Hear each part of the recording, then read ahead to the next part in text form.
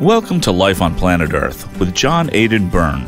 Some groups have put the number of attacks on Catholic churches nationwide since May at over 60. If you look at the timing of this, if you look at the number of these, if you look at the frequency of these and the increasing intensity of these, I think it's hard to disconnect them from this mayhem again that's going on all throughout the country. I think suspicion obviously turns to these left-wing extremists. The church represents traditional morality. It represents support for the sanctity of human life. It represents, traditional marriage. It represents biblical morality. It represents many of the things that these left-wing extremists despise. A voyage of discovery in an uncommon age of unparalleled scientific, economic, political, and social upheaval, Life on Planet Earth searches for the unvarnished truth, answers, solutions, and above all, hope for our existential crisis. The church itself needs to do more and needs to stand up and insist that the political class be held accountable. The church is imploding. It isn't just a crisis. It's in an advanced state of collapse. That was C.J. Doyle from my interview coming up. He is the Executive Director of the Catholic Action League of Massachusetts, the high-profile and influential leader in New England and America of Catholic faith and tradition. CJ and his group have been tracking the major surge in attacks on Catholic churches in his diocese and around the nation. It is frightening.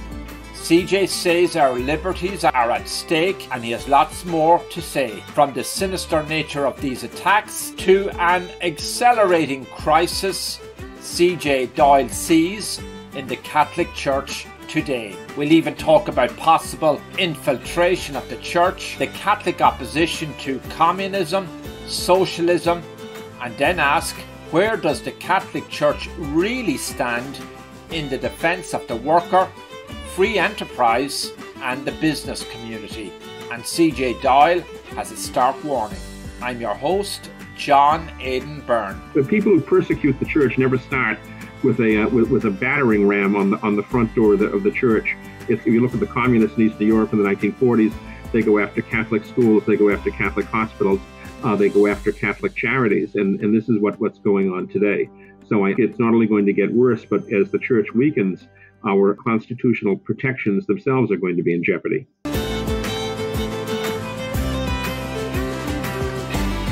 To protect her home and family in a disaster, Karen was willing to wade through water, mud, and insurance paperwork. Yeah, I can do this.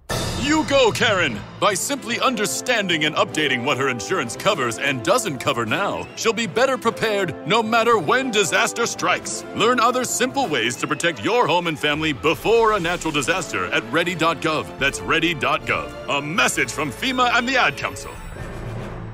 Well, it's just grand to welcome you back. I'm your host, John Aidan Byrne, and my guest is C.J. Doyle, Executive Director of the Catholic Action League of Massachusetts. As I have already said, C.J. and his group have been tracking the ruthless attacks on Catholic church property in America, while the attacks get scant attention in the media elsewhere. CJ has some eye-opening statistics and insights. Our interview started with these attacks, and as sometimes happens when interviewing well-informed leaders, it took a few side turns as CJ weighed in on topics such as Catholic social doctrine and its proponents, including the New York-born late Irish statesman Eamon de Valera. CJ has lots more to say about an intense crisis today gripping the Catholic Church. First, we started with the latest attacks on Catholic Church properties across America. I'm your host, John Aidan Byrne. We've seen a number of attacks nationwide on Catholic churches. You don't want to jump to conclusions. You don't want to be reckless. Obviously attention is starting to turn to these same cultural revolutionaries, these same left-wing extremists that are committing mayhem against public monuments all over the country and that seem to be engaged in a campaign of culturecide. And what we've seen throughout the country is a whole number of Catholic churches and Catholic religious monuments, Catholic iconography have been targets of arson and vandalism. Churches have been burned.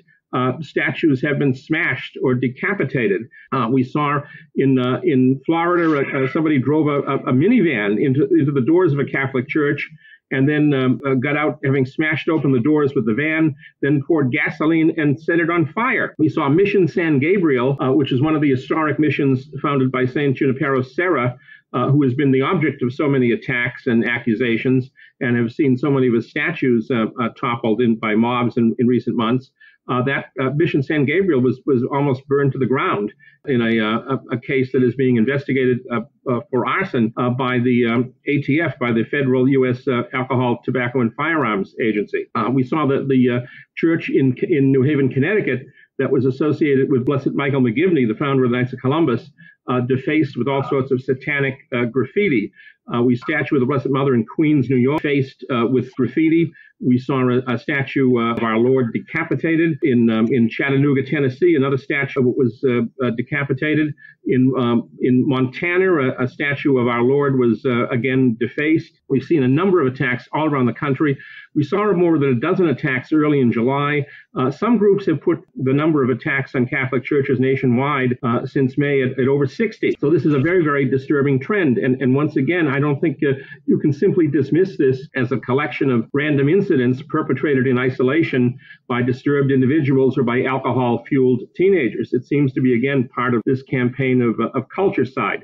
We've also seen a great increase of them in these incidents in Massachusetts and in southern New England. We've had 6 such incidents of arson and vandalism of Catholic churches and statues in Massachusetts in 2020, 5 in just the last month. In a statue of Our Lady that was erected by war veterans after World War II at St. Peter's Parish in the Dorchester district of Boston, which is one of the oldest parishes in the city going back to the beginning of the 1880s. That was set on fire. There were plastic flowers in the hands of Our Lady.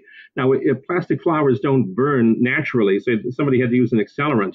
The flowers were set on fire, and this burned the face, the hands, and the upper torso of the statue. The very same overnight, that occurred on July 11th, Saturday night, July 11th, 2020. During the very same overnight period, about a mile away at the former St. Margaret's, now St. Teresa of Calcutta Parish, at one of the busiest intersections in Boston, right at the corner of Dorchester Avenue and Columbia Road, someone walked onto the church property, emptied a garbage can, the contents of a garbage can, onto a church walkway, and then placed the garbage barrel over the head of a statue of Our Lady.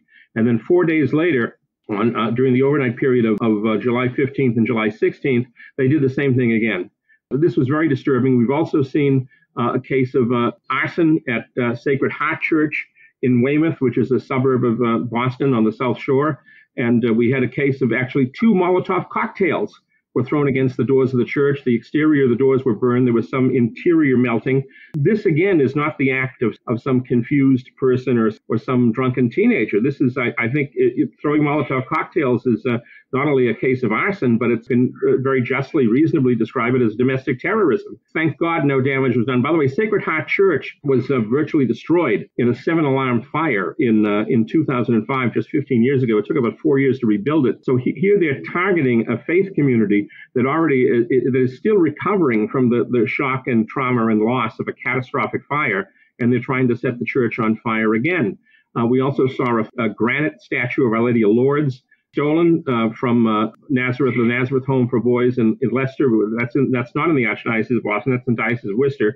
That, thank God, was recovered. We also learned during the interview with Father Sean Connor, who was the pastor of Sacred Heart in Weymouth, he also made a reference to something that has not appeared in the media, that someone has been going to St. Margaret's in Dorchester and chaining the doors of the church on the outside.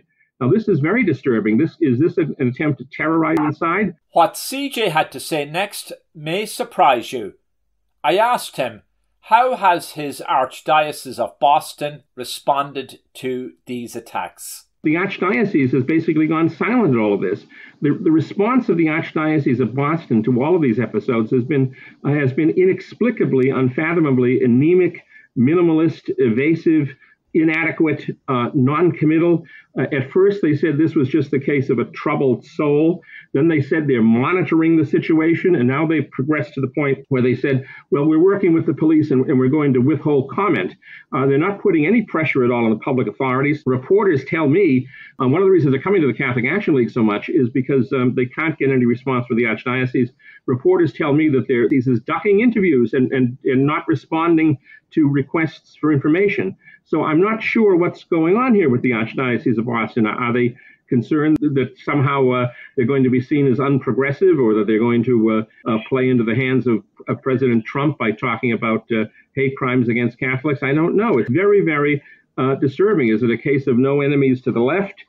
Is it a case that they're afraid of provoking future violence? I don't know. It's again quite inexplicable and unfathomable. Perhaps one thing that crosses my mind is that are they afraid that putting any pressure on the public authorities it represents an implicit criticism of their friends and fundraising allies, Massachusetts Governor Charlie Baker and Boston Mayor Marty Walsh, who show up all the time for archdiocesan fundraising events, and thereby help them with the major donor class. I don't know. Are they more concerned about a militant Catholic reaction than they are against physical attacks on their own churches? It isn't just a question of the public authorities have to do something. In the case of Massachusetts Governor Charlie Baker and Attorney General Maura Healey and Boston Mayor Marty Walsh, but actually Walsh has been more condemnatory of these things than Cardinal O'Malley has. These incidents haven't gotten the same kind of national coverage that other incidents have gotten, which brings us to the timing of the attacks on the Catholic churches. Well, again, John, if you look at the timing of this, if you look at the number of these, if you look at the frequency of these and the increasing intensity of these, I think it's hard to disconnect them. This mayhem, again, that's going on all throughout the country. I mean, we've had a number of these cases before that did turn out to be, kind of alcohol-fueled teenagers or somebody with a mental illness. But again, given the number and the timing, and again, the increasing frequency, I think suspicion obviously turns to these left-wing extremists. The church obviously represents traditional morality. It represents support for the sanctity and of human life. It represents traditional marriage.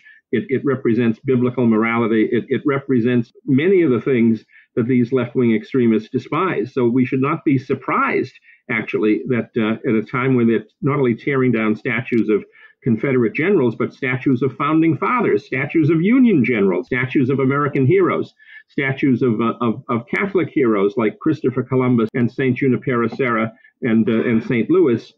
We should not be surprised that they're also targeting Catholic churches. Again, you don't want to be reckless. You don't want to jump to conclusions. You don't want to assume facts that are not in evidence. But again, the timing of this is very, very suspicious.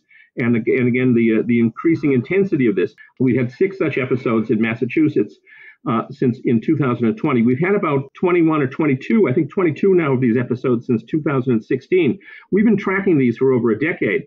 The number of episodes in the last 4 years represents more than a 500% increase in the episodes, in the number of incidents in the previous 4 years, from 2012 to 2016. Yeah, and Rhode Island also has become a hotspot, but we treat these, John, as the hate crimes that they are, and as the civil rights violations that they are, and as the constitutional rights violations that they are. The Boston police are to be commended for looking at the arson of the arson of the statue of St. Peter's as a civil rights violation. That's also contrary to law. But we need to put pressure on the public authorities, on the governor, on the mayor, on the district attorney, on the state attorney generals, the district attorneys of both Norfolk County, where Weymouth is, and of Suffolk County, where these other churches have been, and of Worcester County, where this Nazareth Home in Leicester is, to devote law enforcement resources to this and to track down and identify and prosecute and convict and incarcerate these offenders. FBI hate crime statistics show that incidents in churches, synagogues, temples, and mosques increased 34.8% between 2014 and 2018, the last year for which FBI data is available for attacks on houses of worship. Any numbers or any data available on other houses of worship? Have they escaped attacks? Hopefully they have, but which would suggest that this is Catholic churches are being targeted in this wave. Well, I haven't, again, people are assembling data right now. These incidents are happening almost on a daily basis. We had, again, about a dozen episodes just between about July 11th and the 20th of July, over about a 10-day period in July.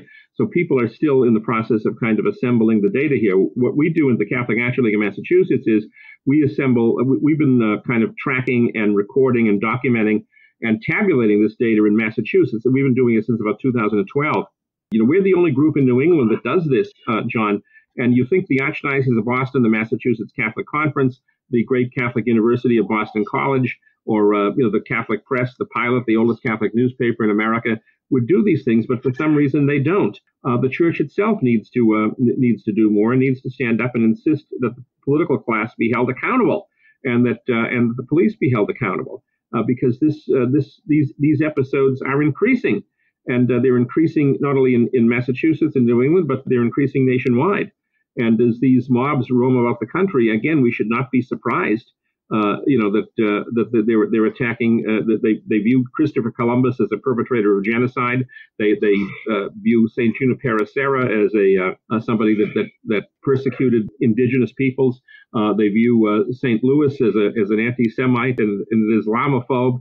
All these things. So these people want to destroy Western civilization, and the Catholic religion is what created Western civilization. It should be no surprise here to connect the dots and realize that the Church is going to become a target. CJ, you mentioned the attack on Our Lady Queen of Peace Catholic Church in Florida. I reached out to Father Patrick O'Doherty, who is the pastor in Ocala at that parish, and he was obviously extremely disturbed by the attack, and he has spoken out in the past about this, but he's not giving interviews at the moment, subject to the permission of the diocese. Yeah. The Church seems to have gone silent on these incidents. Has any individual bishops or leaders broken away from the fold and said these attacks have to stop? I haven't heard of any. There may be a case, but certainly not in this part of the country. Again, the media complains to us that they can't get a response out of the Archdiocese of Boston. We don't know. We had one episode in the Diocese of Worcester. I'm not aware that the Diocese of Worcester made any statement. Their silence is in so many ways inexplicable. It's unfathomable. Have there been similar periods in our history where attacks have occurred on Catholic Church and places of worship? What did that ultimately lead to, and how did it all turn out in the end? Well, of course, we had a number of attacks in the 19th century from nativists and anti-Catholic bigots and Protestant fundamentalists. And of course, in Boston is one of those notorious examples. We had the burning of the Ursuline convent in Charlestown. It was actually it's now, I think, part of the separate city of Somerville. But in Charlestown, they burned an entire convent to the ground in 1834. We had a case that when Archbishop Hughes was the Archbishop of New York, Dagger John, he was called, and they had burned a couple of Catholic churches in Philadelphia, and he made the famous remark that if a single Catholic church is burned in New York, this city will look like Moscow in 1812. That's when the place was burned to the ground. And apparently no Catholic churches were then attacked after that. Archbishop Hughes might have been onto something, but what a contrast. You got to stand up to the mobs. Yeah, absolutely. And instead, they're kind of, maybe they're just afraid. It's unbelievable. People are being. Do you think some of the Catholic leaders have been intimidated by the mobs, been blackmailed, or told, you take a stand on this, we're going to come back even harder on you? I don't know, John, but what was the old saying is there is no greater fear than being seen as insufficiently progressive. The Catholic hierarchy clearly does not like President Trump. Perhaps they feel if they speak out on a law and order type of issue, this somehow plays into his re-election. Catholic leaders don't like President Trump in America, the Catholic Church? Oh, they despise him. They never miss an opportunity to denounce his immigration policies. They never miss an opportunity to denounce his travel bans and his security policies. Here's Trump, who is surely on pro-life, the Catholic Church is with Trump. If you look at so many Republican presidents in the past, they've been rhetorically pro-life, but they've delivered very little. Trump, who's never been rhetorically pro-life in the past, has now probably done more for the pro-life movement and the pro-life cause than any president since Roe versus Wade, including Ronald Reagan, by the way. And yet the bishops seem just kind of relentlessly hostile, particularly here in New England. So again, perhaps they're afraid of that. Perhaps they're just being, their donor base tends to be kind of the major donors, the corporations, who tend to be socially liberal. So that's one of the other reasons they don't speak out on, I think, on these issues. They want to enjoy a kind of very friendly and fraternal relationship with political leaders, even if those political leaders like Governor Charlie Baker and Massachusetts Attorney General Maura Healey and Boston Mayor Marty Walsh are stridently pro-abortion and pro-homosexual. People who are pro-family and pro-life and socially conservative have to realize is that if it wasn't for the pro-life issue, our bishops would be kind of conventional liberals. The issue of abortion and the issue of the killing of 700,000 or 800,000 children now, it's down. It used to be 1.3 million children after Roe versus Wade, but about between 700,000 and 800,000 medical and surgical abortions. How many chemical abortions is a number known only to God. Surgical and so-called medical abortions, I think is the only thing that keeps them from keeps the hierarchy from kind of openly endorsing liberal Democrats. One Catholic bishop in the US in recent days came out and said Trump is not pro-life. He only thinks about himself. He was using some kind of odd logic. Do you recall that? Yes, I think it was a bishop in Kentucky who's notorious for being pro-homosexual. So this is the other problem, John. How many of our priests and how many of our bishops are closeted homosexuals? This is, I think, a significant part of it. They have an alternative sexual orientation, so-called. The older generation, I think, were brought up in the 1960s and were socialized and intellectually formed in the 1960s and marched for civil rights, as by the way, Cardinal O'Malley did with supporting Martin Luther King. They tend to identify really with the political left. And even if they say something pro-life or pro-family, it's usually kind of very tepid and low-key and understated. We had the debate on same-sex marriage here in Massachusetts. Remember, Massachusetts led the way on same-sex so-called marriage with the Goodridge decision by the Massachusetts Supreme Judicial Court. And then there was a protection of marriage amendment that was brought up. And Cardinal O'Malley issued a statement saying that support for traditional marriage was neither bigoted nor sectarian. Well, as Archie Bunker used to say, well, ain't that a kick in the head? This was the strongest thing the Archbishop of Boston could come out with about traditional marriage. I know when in 2007 I spoke at the annual assembly on Boston Common from the Parkland Bandstand at Boston Common for Massachusetts Citizens for Life. They were very kind enough to give me an invitation. I think Rita Russo then was the president, and Cardinal O'Malley got up afterwards and spoke. And his message to pro-lifers was, "We must never be violent. No violence. No, never violence." Now, these are all, young people who are very pious Catholics and elderly people usually carrying their rosaries. So I don't know whether the cardinal thought were the old lady is going to go out and try to strangle people with their rosaries or not. Their mindset of the hierarchy is just seems to be formed by the left and formed by the secular media. They really, you wouldn't call them conservatives politically. You certainly, and again, the pro-life movement is kind of an embarrassment for them because it prevents them from their natural disposition to be friendly with all of these left-wing political characters. Mayor Marty Walsh, who said he wanted to turn Boston into a sanctuary city for abortion should Roe versus Wade be overturned, is regularly invited to the annual celebration of the priesthood dinner by Cardinal O'Malley and gets up and speaks, and to various other archdiocesan fundraisers. Society of St. James of the Apostle, whose president is Cardinal O'Malley, gave him the Man of the Year award. Mayor Walsh, the Man of the, and it was the same year, by the way, that NARAL Pro-Choice Massachusetts gave him the Man of the Year award. This is again, they have this disposition to this instinct to support politicians who are on the political left. These are the people that are affirmed politically by the archdiocese. But I remember when I was growing up, we had a famous Boston City Council. They despised James Michael Curley, who was a very loyal Catholic mayor and governor, and they gave the cold shoulder to U.S. House Speaker John McCormick, who was probably the highest ranking faithful Catholic ever to achieve high office in the United States, and was strongly pro-life. They disliked the most Catholic and pro-life governor in Massachusetts history, Governor Edward J. King, because he was supported the death penalty. So the hierarchy have not really been with us on our issue. You seem to be saying also that the Catholic Church is in a more weakened position morally. It's not speaking out on all the issues, including the attacks on Catholic churches.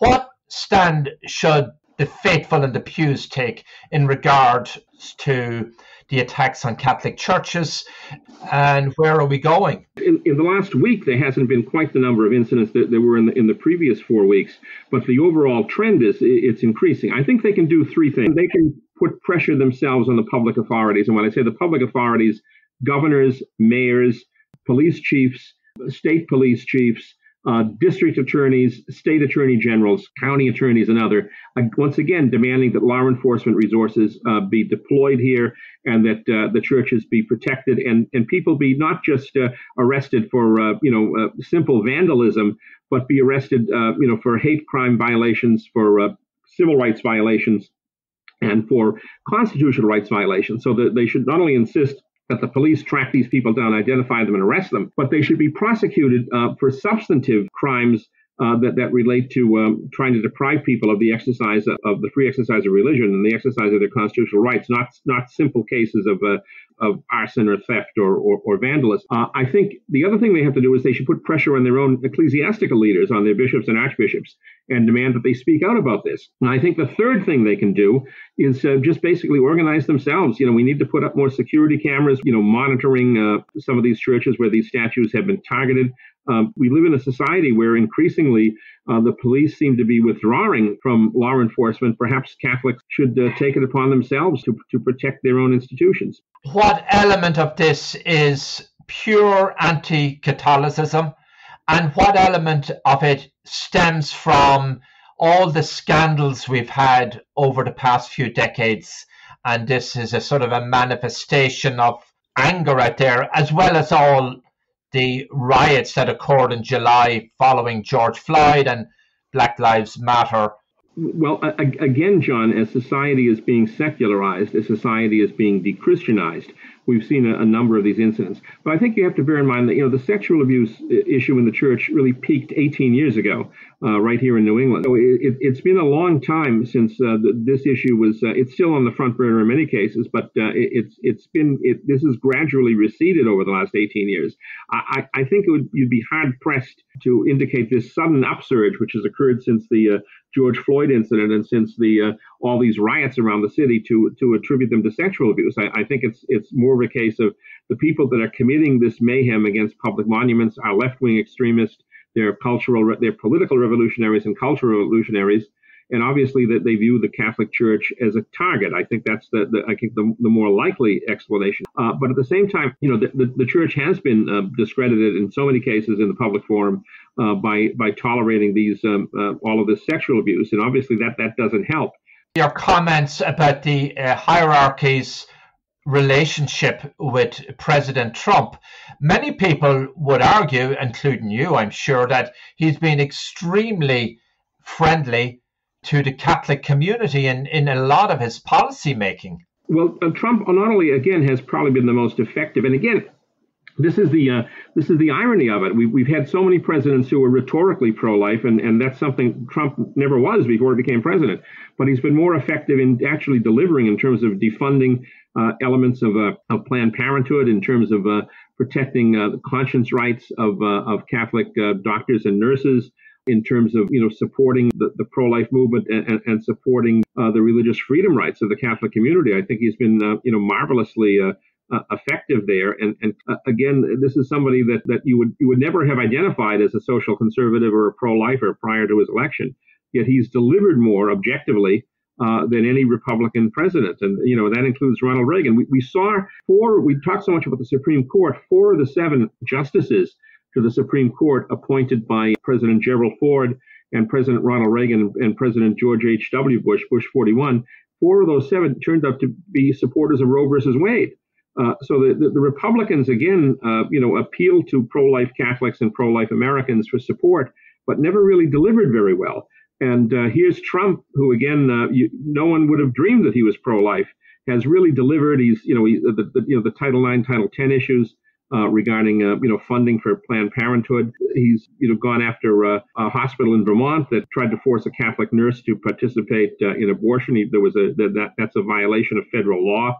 We've seen the the issues regarding the Public Health Act of 1970, how that prevents no money from that act is to be appropriated. It was the family planning provision.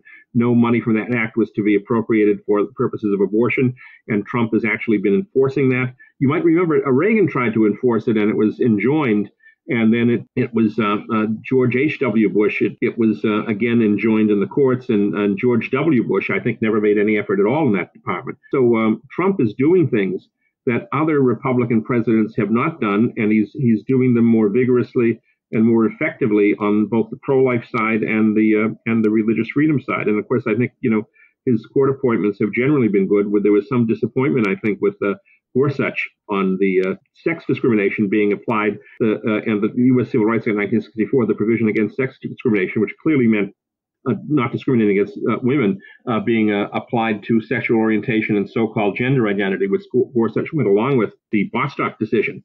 Otherwise, I think Trump's judicial appointees and Supreme Court appointees have been quite sound. Our clergy and our religious are social climbing, culturally conforming, bourgeois. Certainly the tradition here in Massachusetts has been that Catholics become more socially liberal because they want to assimilate into the dominant kind of Anglo-Protestant culture. And I think this has been going on for a very long time. You look at the controversy over Father Leonard Feeney in the 1940s, it was the Catholics of Harvard that lobbied Cardinal Cushing to crack down on the followers of Father Feeney because they were making their life uncomfortable at Harvard because he was criticizing Harvard University. So I think there's always been a kind of assimilationist ethic and accommodationist tradition and kind of social climbing ambition, certain subservience to elite secular opinion that has afflicted the Catholic population in America. According to John Gilmary Shea, the famous 19th century church historian, something like 4 million Catholics apostatized in the 19th century and became Protestants. We'll be back with our guest, C.J. Doyle of the Catholic Action League of Massachusetts. I'm your host, John Aidan Byrne. I asked what kind of family she wanted.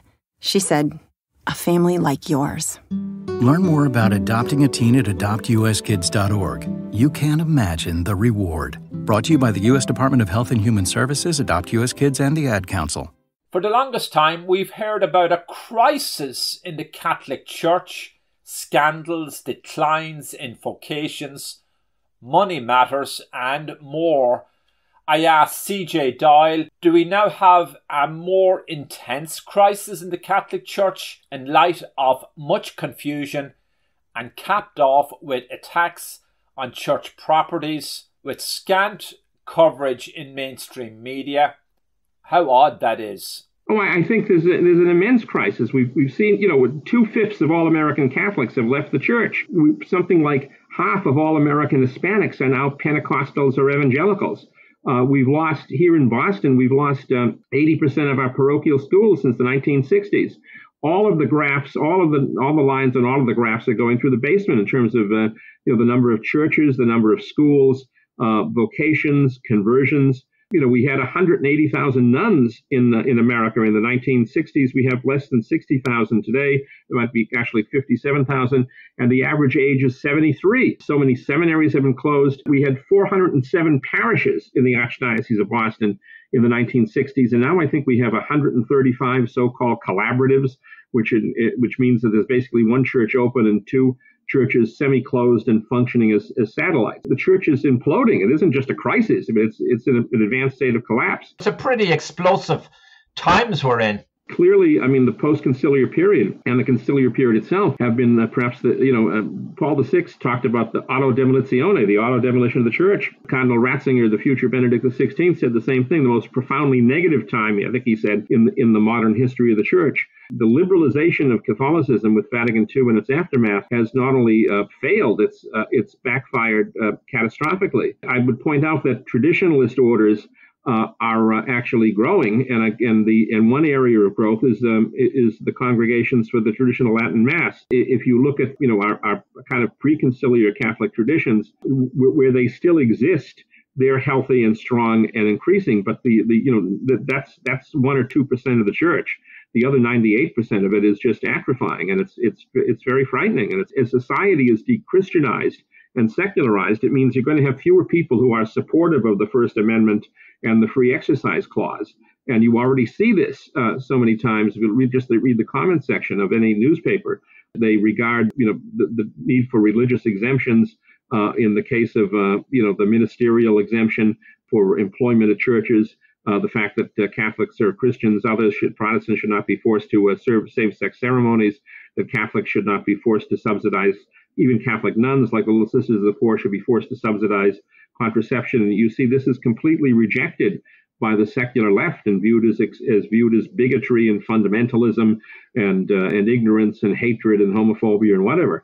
So I think as society becomes more kind of Scandinavianized, more secularized, like Scandinavia or like the Netherlands, you're going to see less respect for religious freedom rights and for the rights of conscience. And of course, we have the ACLU trying to force Catholic hospitals to perform abortions. You actually have a project of the American Civil Liberties Union warning of the danger, the menace that Catholic hospitals represent. So they clearly want to close Catholic hospitals. They want to force Catholic schools to hire, active practicing homosexuals. What the secular left intends is to have a kind of Soviet-style freedom of religion, which means freedom of worship on Sunday morning. In terms of the charitable and the educational and the medical, social aspects of Catholic institutions and the Catholic religion, this is to be entirely marginalized and eviscerated. The people who persecute the church never start with a battering ram on the front door of the church itself. They go after Catholic. If you look at the communists in Eastern Europe in the 1940s, they go after Catholic schools, they go after Catholic hospitals, they go after Catholic charities, and this is what's going on today. So it's not only going to get worse, but as the church weakens, our constitutional protections themselves are going to be in jeopardy. There have been stories written and speculation that the Catholic Church, through the recent decades, has been infiltrated by communist saboteurs. Do you subscribe to any of that? People who are more knowledgeable than I am of this subscribe to it. You remember Dietrich von Hildebrand, the famous Catholic philosopher and author. His wife was Alice von Hildebrand, and again, a great Catholic scholar. And I think she's deceased now, but she met Bella Dodd, the woman who made this claim, and she said she thought she was credible. In Eastern Europe, you had the so-called Peace Priest organization, which was set up by Joseph Stalin, basically to infiltrate the church and to try to split the church. We see it today in China with the so-called Patriotic Catholic Church, whereby you have an official church and then that's loyal to the government, and a kind of an underground church that's loyal to Rome, which sadly has been sold out by this recent Vatican-China agreement. And of course, we also know that even though the Russian Orthodox Church was always kind of very Erastian and Caesaro-Papist, you actually had people who were like KGB guys being put in positions in the Russian Orthodox hierarchies. This goes back to a woman named Bella Dodd, who was a former communist, who claimed that Stalin deliberately tried to place communists into American Catholic seminaries. If people who are more knowledgeable than I am do find this credible. We do know that communists try to infiltrate non-communist organizations. This is an old tactic. Now, this is where my interview with C.J. Doyle, who is a font of information on Catholic faith and history, took another fascinating turn. We looked more closely at Catholic social teaching. That's a concept, it has been argued, hijacked and perverted by the neo-pagan socialist left. Taught by successive popes, Catholic social principles formed the thinking and inspired the policies of such Catholic statesmen as the New York-born Irish leader Eamon de Valera. I asked CJ for his reaction to critics who have suggested that some statements and actions in recent times by Catholic bishops and leaders smack of a kind of communism and socialism. Yes, I think obviously liberation theology was certainly Marxist inspired and Marxist sympathetic. That's something that Pope St. John Paul II fought against.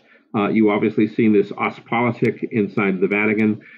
You saw in the case of Vatican II itself, in order to get observers from the Russian Orthodox Church, they had the Moscow-Rome agreement where Pope John the 23rd agreed that there would be no statement condemning communism, which was probably the greatest threat to the church. Perhaps it killed.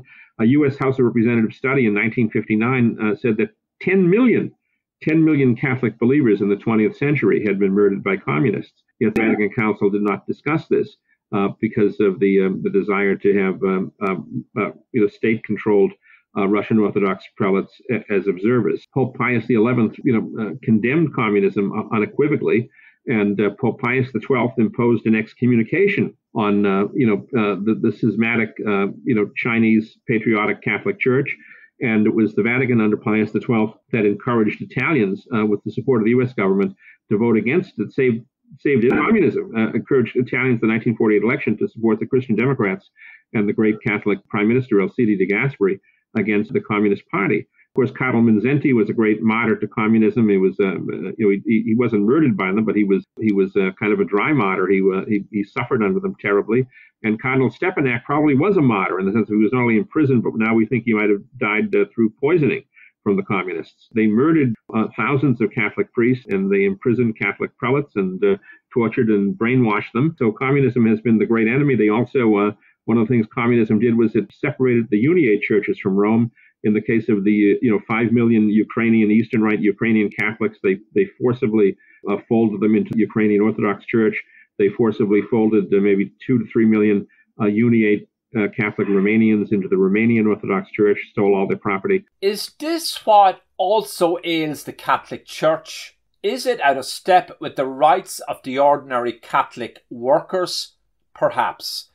In recent times, I can think of a handful of church leaders who've stepped up for the rights of workers and free enterprise at the same time, from the late John Cardinal O'Connor to John Paul, our late great Pope and Saint. I mean, except he is so dead wrong, Bernie Sanders probably attracts many Catholics, unfortunately, who are looking for this kind of social doctrine message today and just can't find it.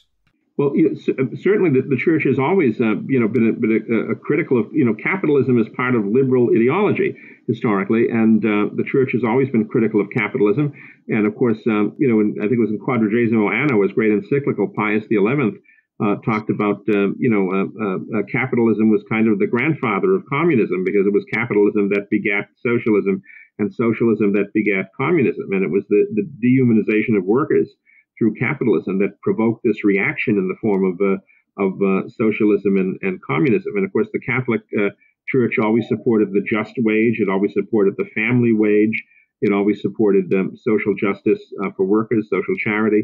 The Church not only opposed atheistic communism as a malign ideology that would destroy freedom and deprive people of private property, which the Church always believed was necessary for human dignity, and which attacked the family, and which asserted the supremacy of the state, but it also again criticized the capitalist political system that turned people into kind of economic units that had a kind of a similar, like communism and socialism, had an entirely materialist philosophy. And of course, the church traditionally supported things like distributism. It supported the principle of subsidiarity, which means that those institutions that are closest to the people, in the case of government, municipal government, let us say, rather than national government, should be the institutions that should address social problems. It always supported, again, the rights of labor, and supported the rights of collective bargaining.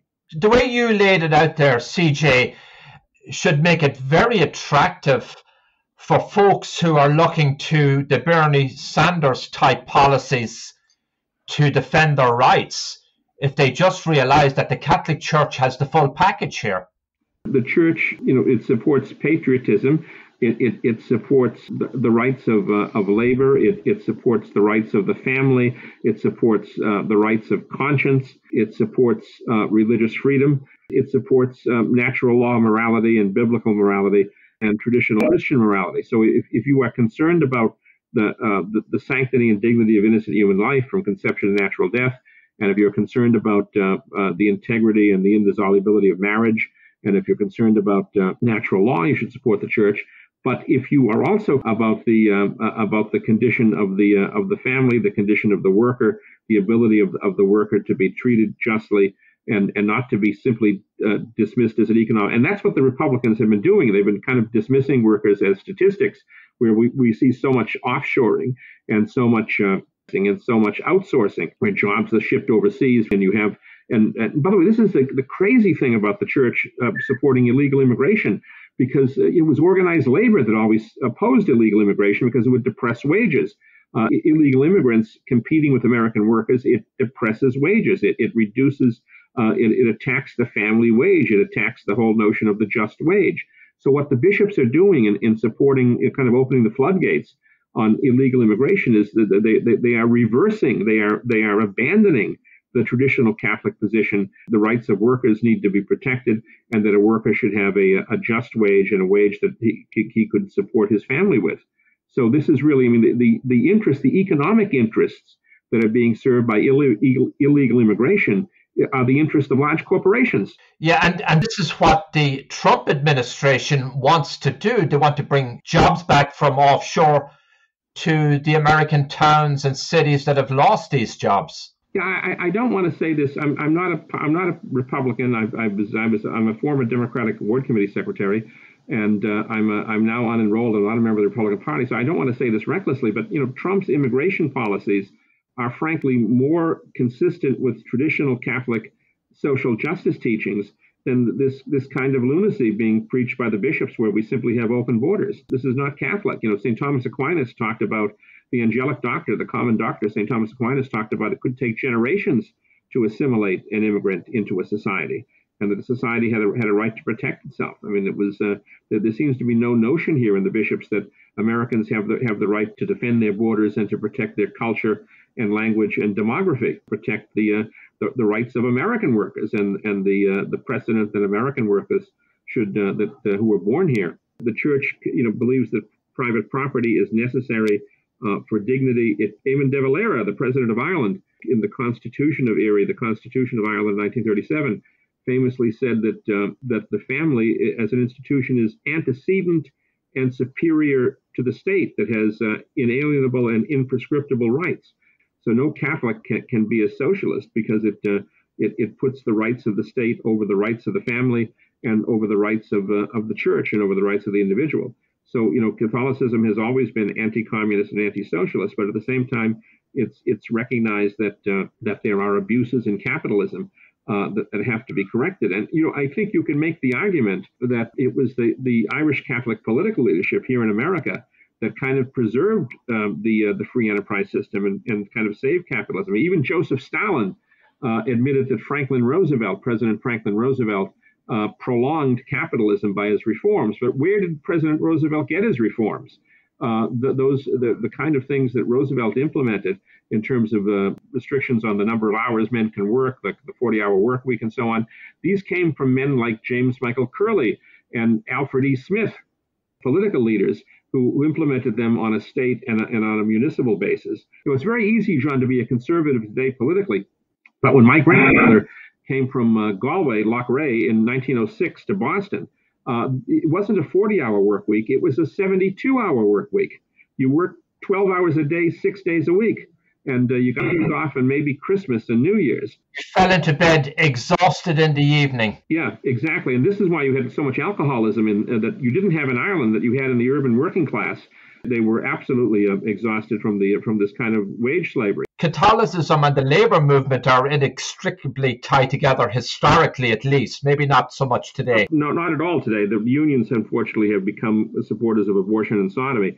In the earlier part of the 20th century, in the mid-20th century, the Catholic, it was not only tied to Catholicism, but they were also kind of Hibernianized. I mean, the leadership of the Catholic Church, the leadership of the Democratic Party, the leadership of organized labor was overwhelmingly Irish American, Irish born in some cases, and Catholic, and they civilized and they preserved the capitalist system. Again, President Roosevelt's reforms of the New Deal came largely from the inspiration and the example of so many Irish Catholic politicians. The late Eamon de Valera, the then Taoiseach or Prime Minister of Ireland, on March 17th, 1943, gave a famous radio speech that has been both ridiculed and highly praised. De Valera, born in New York, raised in Ireland, a revolutionary and statesman, was arguably a genius and ahead of his time.